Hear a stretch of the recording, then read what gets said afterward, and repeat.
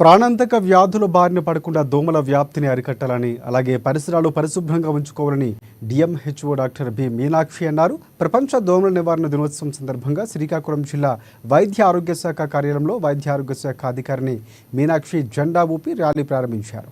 ఈ ర్యాలీ 7 రోడ్ల కూడలి వరకు కొనసాగింది. కలెక్టర్ ఆదేశాలు అనుసరించి దోమల నివారణకు చర్యలు చేపడుతున్నట్లు మీనాక్షి తెలిపారు.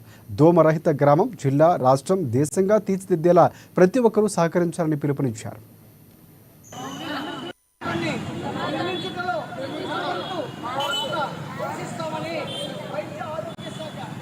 దోమ చిన్నదైనా అది ఇచ్చే అనారోగ్యము చాలా పెద్దది. డెంగ్యూ జ్వరాలు కానీ అంటే మలేరియా జ్వరాలు కానీ అంటే అది పెద్దదైతే ముదిరితే మరణం తప్పదు.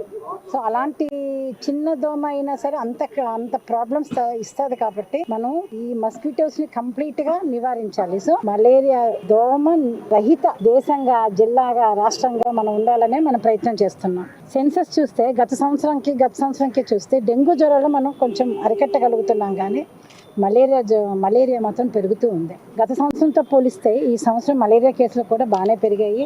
30 కేసుల దాకా ఇప్పటికి మనకి నమోదయ్యాయి. గత సంవత్సరం అయితే మొత్తం కలిపితే కూడా 11 కేసులు వచ్చాయి. ఇంకా మనకి డిసెంబర్ వరకు ఉంది. ఇప్పటికే మనకి 30 కేసులు నమోదయ్యాయి. సో పక్క జిల్లాలైన మన్యం జిల్లా నుంచి మనకి ఎక్కువగా కేసులు అట్నుంచి అక్కడ ఎక్కువగా ఉండడం వల్ల మనకి వ్యాప్తి వస్తుందండి.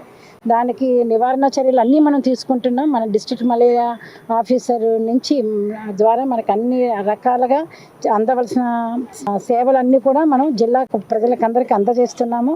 ఖచ్చితంగా మనం దోమ రహిత జిల్లాగా మార్చేందుకు మనం ప్రయత్నం చేస్తున్నామండి. దీనికి అన్ని వేళలా మనం చేసే మన కలెక్టర్ గారి ఆధ్వర్యంలో మనం చేసే ప్రతి కార్యక్రమాలు, ముఖ్యంగా శానిటేషన్, తర్వాత వెక్టర్ హైజీన్ కంట్రోల్, ఇవన్నీ కూడా ఫ్రైడే డ్రైడే ఇవన్నీ కూడా మనకి ఇవన్నీ దోమల నివారణకి, అలాగే మలేరియా, డెంగ్యూ, చికెన్ గునియా అన్ని కేసులు కూడా తగ్గడానికి మనకి ఇవన్నీ చేసేదండి.